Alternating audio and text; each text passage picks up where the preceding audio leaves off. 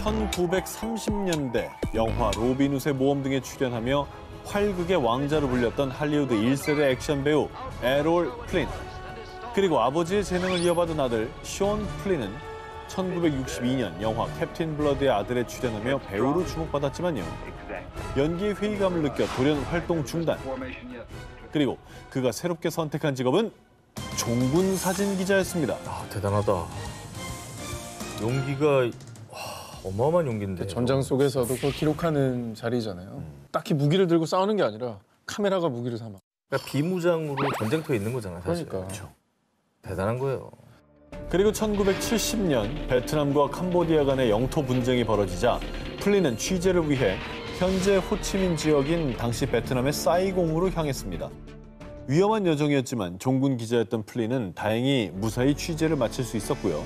캄보디아로 돌아가는 길에 동료 데이너 스톤 기자와 함께 사진도 찍었는데요.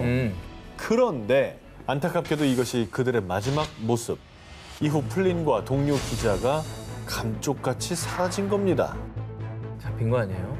아니 뭐 영토 분쟁 중인 곳이니까 위험하긴 하잖아요. 국경 같은 경우엔. 근데 종군 기자는 그게 협정에 맺어져 있습니다. 어쨌든 전쟁 영혼이 아니니까. 플린이 실종된 이후 목격자는커녕 그들이 체포됐다는 소식도 없었고 그들의 시신조차도 발견되지 않았는데요. 헐. 결국 미국 정부는요. 두 사람은 베트콩에게 1년 넘게 잡혀 있다가 캄보디아의 무장 군사 조직에 넘겨졌을 것으로 예상됩니다. 두 사람이 반군에게 넘겨져 목숨을 잃었을 가능성을 제시. 그로부터 14년이 지난 1984년 공식적인 사망 선고가 내려졌는데요. 아이고. 그런데 말입니다. 플린이 실종되고 20년이 지난 1990년 캄보디아의 한 마을에서 몇 년 동안 미국인 2명이 살았다는 충격적인 증언이 나왔습니다. 살았나 보다. 그 두 사람 아닙니까? 그러니까 공교롭게도. 그러니까 억류된 채 이렇게 막 살아가고 있는 거 아닙니까? 억류된 채.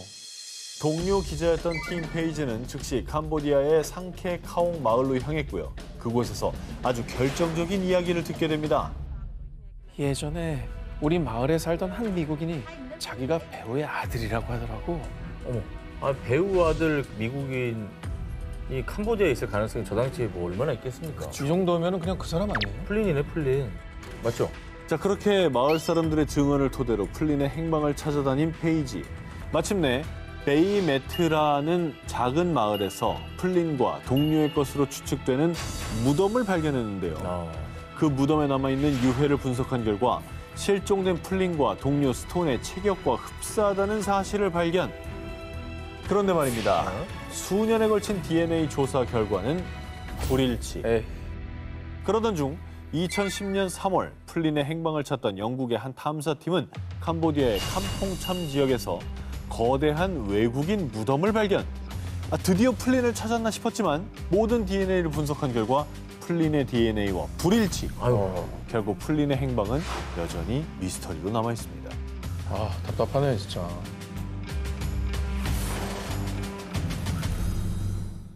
(1972년 1월) 미국 영인 괌 남쪽 탈로 포포강. 설치해두었던 어망을 확인하기 위해 강을 찾은 주민들은 깜짝 놀라고 말았는데요. 으아! 당신 누구야? 정체가 뭐야? 시커먼 털이 덥수룩하고 삐쩍 마른 몸에 구부러진 등, 마치 짐승 같은 행색을 한 기괴한 모습의 남성과 맞닥뜨린 겁니다. 자, 조사 끝에 밝혀진 그의 충격적인 정체. 그는 무려 28년 전 실종된 일본인 요코이 쇼이치였습니다. 자, 쇼이치는 무려 28년이나 괌의 깊은 숲속 밀림에서 사람들과의 교류를 끊고 홀로 은밀하게 숨어 살아왔던 건데요. 야, 그럴 수가 있나? 자, 때는 제2차 세계대전 중이던 1944년. 일본이 점령한 괌을 탈환하려는 미국과 이에 맞선 일본의 대대적인 전투가 벌어졌습니다. 그리고 이때 쇼이치는 일본군으로 참전, 괌에서 미국과 맞서 싸우는데요. 괌이 미군에 점령되며 많은 일본군이 전사한 가운데 그는 깊은 숲속으로 도망쳐 땅굴을 파고 숨었던 겁니다. 아니, 1944년부터 숨어 살았다면 1945년에 전쟁이 끝나잖아요. 바로 1년 만에. 근데 왜 계속 숨어 산 거죠? 자, 안타까운 사실이 있습니다. 자, 쇼이치는 일본이 패전하고 전쟁이 끝났다는 사실도 모른 채 발각되면 죽는다는 두려움을 안고 죽은 듯이 숨어 살았던 겁니다. 아유, 그냥 잡히면 죽는다라 생각한 거야. 무조건 숨었구나, 그냥. 보이면. 자, 쇼이치에게 생존은 전투와 같았습니다. 처음엔 쥐, 뱀, 두꺼비 등을 잡아먹다가 점차 생존 능력이 향상. 와. 직접 통발을 만들어 인근 강에서 물고기를 사냥했고요. 심지어 재단공 경력을 살려서 옷도 만들어 입었는데요. 그는 미군에 발각되지 않기 위해 행동 반경을 최소화해서 엄폐하였는데요. 일단 대나무숲 밑에 땅굴을 파 낮에는 그곳에서 쥐 죽은 듯이 숨어 있었다고 합니다. 자, 그런데 말입니다. 나중에 밝혀진 놀라운 사실. 쇼이치의 험난한 야생 생활이 시작된 지 8년 뒤인 1952년 그는 우연히 발견한 미군의 전단을 보고 일본이 패전했다는 사실을 알게 됐었더라는 건데요. 오. 하지만 살아서 포로가 되는 치욕을 당할 순 없지. 결국 나 홀로 밀림 생활을 선택했던 겁니다. 일제가 얼마나 잔혹했으면은. 자기 병사를 세뇌시킨 거예요. 죽은 줄로만 알았던 쇼이치가 무려 28년 만에 귀환하자 일본 언론에서는 이를 28년 만에 발견된 일본군, 살아 돌아온 패잔병이라고 대대적으로 보도했는데요. 그리고 일본으로 돌아온 쇼이치가 한 첫마디. 살아 돌아와 부끄럽습니다. 이게 일본 군국주의라는 괴물이 낳은 비극입니다, 이건. 자, 이번에 소개해드릴 특종, 무려 95년 만에 실마리를 찾은 미 해군 최대 미스터리 실종 사건입니다. 95년이요. 이제 거의 뭐 한 세기로 가는군요.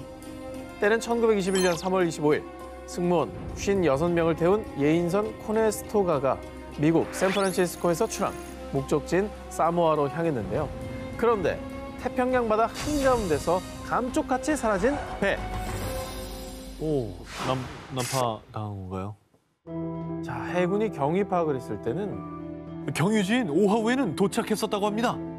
당시 이 보고를 토대로 하와이의 오아후 섬 인근 해역에서 수색 작업을 실시. 여러 항공기와 60척의 선박 등 수많은 인력이 동원됐는데요. 그런데 말입니다. 배가 어딘가 부딪혀 침몰했다면 연료 탱크의 기름이 유출됐을 텐데. 그렇죠. 자, 해군은 기름띠의 흔적조차 찾지 못했고요. 그 어디에서도 배 유류품을 발견하지 못했습니다. 자, 그렇게 귀신처럼 흔적 하나 없이 증발해버린 코네스토가. 결국 1921년 6월 30일 미 정부는 수색을 포기, 실종 선언을 하면서 코네스토가 실종 사건은 미 해군 최대의 미스터리로 남게 된 겁니다. 배가 침몰을 해도 반드시 물 위에서 보여야 되는 것들이 몇 개 있습니다. 그 중에 하나가 기름 띈 거고 구명조끼만은 반드시 물 위에 떠 있어요. 근데 하나도 안 보였다는 거 아니에요, 이게. 버뮤다 삼각지대 뭐 그런 것처럼 이렇게 확 증발해버린 거예요? 2009년 오래된 난파선들에 대한 기록을 찾기 위해 바다에서 수중 음파 탐지 중 정체불명 난파선의 존재 가능성이 제기됐었는데요. 이에 2014년부터 본격적으로 수중 탐사를 한 결과 이 난파선이 코네스토가의 잔해로 확인된 겁니다. 이에 미국 국립해양대기청은 인근 해역을 수색했고요. 2016년에 드디어 예인선 코네스토가를 찾아낸 겁니다. 무슨 세월을 화단처럼 저렇게 다 자리를 해버렸네. 되게 살지 않아요? 배 형태가? 아니 그리고 너무 그대로 내려왔는데 기울지도 않고. 여기서 놀라운 것은 이 배가 하와이 인근이 아닌 샌프란시스코에서 약 50km 떨어진 해역에서 발견됐다는 겁니다. 얼마나 길어 저 거리가? 뭔 소리야 이게. 하와이엔 들렀다면서요? 오아후에서 마지막으로 이제 만났었죠. 근데 다시 샌프란으로 오는 예정이 아니었잖아요. 사모안가로 간다 그러지 않았어요? 사실 코네스토가가 경유진 하와이의 오아후에 도착했다는 보고 자체가 잘못된 것이었습니다. 아이 뭐야. 미 해군은 뒤늦게 이 사실을 알고 수색 범위를 넓혔지만 끝내 코네스토가를 발견하지 못했던 겁니다. 자, 그리고 95년 뒤 하와이가 아닌 샌프란시스코에서 코네스토가를 찾아낸 미국 국립해양대기청은요. 코네스토가가 강풍으로 침몰했을 가능성이 크다라고 발표했습니다. 근데 조난당한 거면 이제 구조 신호를 보냈어야 되는 거 아니에요? 게다가 본토와도 더 가까운데요. 근데 왜 또 그건 안 보냈지? 50km면 진짜 인근인데. 과연 그날 그 배에서는 무슨 일이 있었던 걸까요? 2014년 6월 불가리아의 공항에서 사라진 한 남성. 7년이라는 시간이 흐른 지금도 여전히 풀리지 않는 미스터리한 사건인데요. 특히 실종 당일 공항 CCTV에 포착된 그의 마지막 모습은 더 큰 의문을 남겼습니다. 짐을 들고 가죠. 평범한 여행객 같은데요. 줄을 두리번 거리는데 왜 이래? 어머머! 가방 다 어디 가고? 가방 놓고 뛰어간다. 어디가? 자, 재빠르게 달아나 종적을 감춘 실종자는 독일 출신의 28세 남성 라스 미텐크인데요. 자, 이 미스터리한 사건의 발단 살펴보겠습니다. 친구들과 함께 불가리아 여행 중이었던 미텐크. 술집에서 축구 경기를 보던 중 상대팀을 응원하던 다른 일행과 시비가 붙어 싸움에 휘말렸고요. 당시 미텐크는 고막 파열이라는 큰 상처를 입었습니다. 심하게 싸웠구나. 이대로 비행기를 타면 고막 상태가 더 악화될 거예요. 자, 비행기 탑승 시 기내 압력 변화로 고막 상처가 더 악화될 수 있다는 진단을 받은 미텐크. 결국 그는 귀국을 포기, 병원에서 항생제를 처방받은 뒤 홀로 불가리아에 남았고요.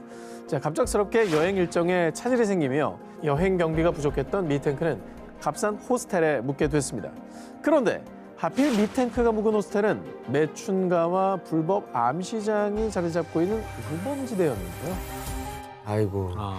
저런 데가 싸니까 저런 데를 찾아갔네요. 그래도 좀 좋은 데 가지. 어머니에게 전화를 건 미텐크는 충격적인 이야기를 전했습니다. 어떤 남자 4명이 자꾸 저를 따라다녀요. 너무 무서워요. 정체불명의 남자들에게 미행을 당하고 있다는 겁니다. 심지어 자신이 처방받은 항생제가 어떤 약인지 알아봐 달라는 문자를 보내기까지 했습니다. 무섭다. 아니 뭐 본의 아니게 무슨 뭐 범죄 목격자가 됐거나 그럴 수도 있는 거고. 연루됐을 수도 있고 연루될 수도 있고. 의도치 않게 연루가 된 거지. 근데 병원에서 처방받은 약은 왜 의심하죠? 그것도 이상했나?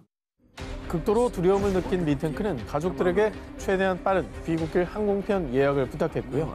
곧바로 짐을 싸 공항으로 향했습니다. 자, 그리고 비행기를 타기 전 고막 치료를 받기 위해 공항에 마련된 의료시설을 찾은 미텐크. 그런데 검사를 받던 중 제복을 입은 공항 직원이 들어오자 미텐크가 갑자기 비명을 지르며 뛰어나간 겁니다. 왜?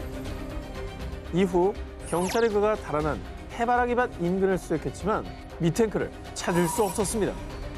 그렇게 7년째 미텐크는 돌아오지 않고 있습니다.